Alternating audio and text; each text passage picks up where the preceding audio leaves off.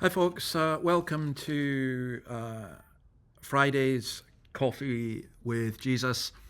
What I try to do with this is I try and make it applicable to the culture that we're in, and it's also a little bit personal. And I try and be as honest as I can be. Several of you have written to me asking if I'm okay because I seem kind of tired and weary. And yeah, to be honest, I am tired and weary. But I get sustenance from this, from God's word. But yeah, there are things going on in the culture. For example, the death of Charlie Kirk yesterday. But also, this is a tough gig here. What I'm trying to do here, I describe it as trying to make bricks without straw. Of certain principles that I want to hold on to, and they cost you. In church terms, they cost you. And it's just, to be honest, at times it's just quite lonely. So I'm glad I've got the word. I do. There are some lovely people connected with the church, and of course my family. But nonetheless, so those of you who noticed that, thank you for inquiring. But what we look at today is, to me, also fascinating. I think part of it is the concern as well that you have to have for other people. So we've got Jesus come to Jerusalem for one of the festivals. And verse 2 says this: Now there is in Jerusalem near the sheep gate a pool, which in Aramaic is called Bethesda, and which is surrounded by 5 covered colonnades. Here a great number of disabled people used to lie: the blind, the lame, and the paralyzed. Now I am going to stop it there because I just wanted to take a moment to think about that: the blind, the lame, and the paralyzed.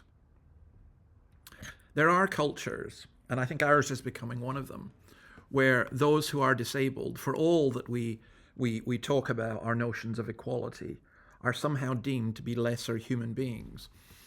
I remember going to help with something that was then called the Scottish Spastics Council or Scottish Spastic Society, and would absolutely not be called that now. I think it might even be called Capability Scotland. And I remember going down on a Wednesday to help in a unit for the severely disabled, and I actually hadn't wanted to go because I was organising it for someone else and they couldn't turn up. So anyway, I went down, to be honest, with the kind of attitude of, hey, I'm going to help here, and I'm going to do good and all that kind of stuff. And I met a young man called Jojo who was just, maybe the length of my arms there, shriveled up in a ball. And he communicated through a thing called a bliss board. Well, when I went home that night, I went home and wept because Jojo taught me a huge amount, not least about my own arrogance and assumptions. And I came to the conclusion that maybe sometimes God compensates. I had a friend who had muscular dystrophy, was in a wheelchair, Duncan, and we used to take him everywhere with us. Even one time I remember going to a treehouse with him. And I had another friend who remarked when we were lifting one time, more or less, I don't know how you can touch him, which was just, awful.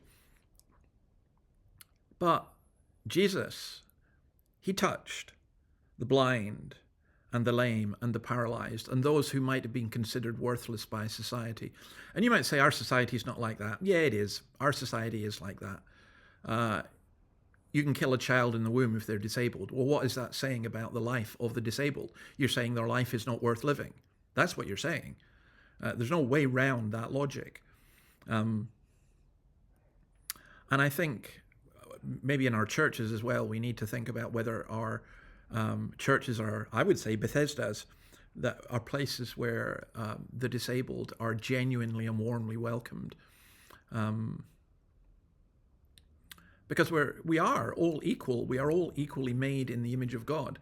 And to some extent, you could argue that we are all disabled. We're all not what we should be, physically, mentally, spiritually, and we all need healed.